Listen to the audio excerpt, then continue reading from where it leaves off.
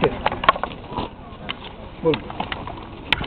হ্যাঁ, আজকে আমাদের এখানে অনশন মঞ্চে ৬৬ জন মানুষ অনশনে বসেছেন। এর মূল কারণটা হচ্ছে আমাদের উচ্ছেদের প্রতিবাদ এবং তার পুনর্বাসন। আমরা এই অনশনের মধ্যে দিয়ে মাননীয় মুখ্যমন্ত্রীর কাছে বার্তা পৌঁছতে চাই যে তিনি কি ভাবছেন এই পুনর্বাসন নিয়ে। আমরা তার সঙ্গে আলোচনা করতে চাই এই পুনর্বাসন সম্বন্ধে। এই হচ্ছে আমাদের দাবি।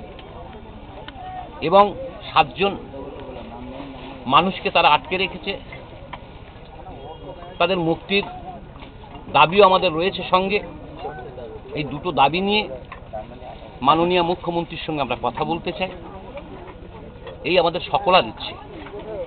তার কারণ নগর উন্নয়ন মন্ত্রী যার দায়িত্বে ছিলেন তিনি বলে দিয়েছেন আমাদের পুনর্বাসন দেবেন না, কিন্তু পুনর্বাসন আমাদের তো চাই। এই মানুষগুলো যাবে কোথায়? তাই মাননীয় মুখ্যমন্ত্রীর কাছে আমাদের দাবি, আপনি একটু আমাদের এই বিষয়টাকে নিয়ে একটু ভাবুন এবং আমাদের সঙ্গে বসবার জন্য আপনাকে অনুরোধ করছি।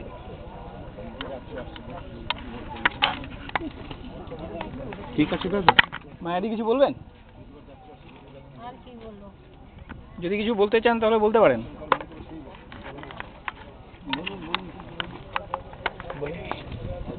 দেখুন, আমরা তো সব জায়গায় সবার কাছে গেছি, আমরা সবাইকে বলেছি বা জানিয়েছি। আমরা মানে মমতার কাছে গেলাম, জবেদ খানের অফিসে গেলাম, তার সঙ্গে দেখা হলো না।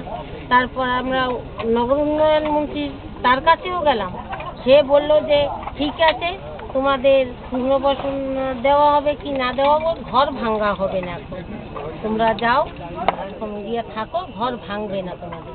কিন্তু ঘর যখন ভেঙে দেয়, পুলিশ যখন সব তুলে নিচ্ছে, তখন আমি বাধা দিলাম, কেউ আর বাধা দিতে গেল না।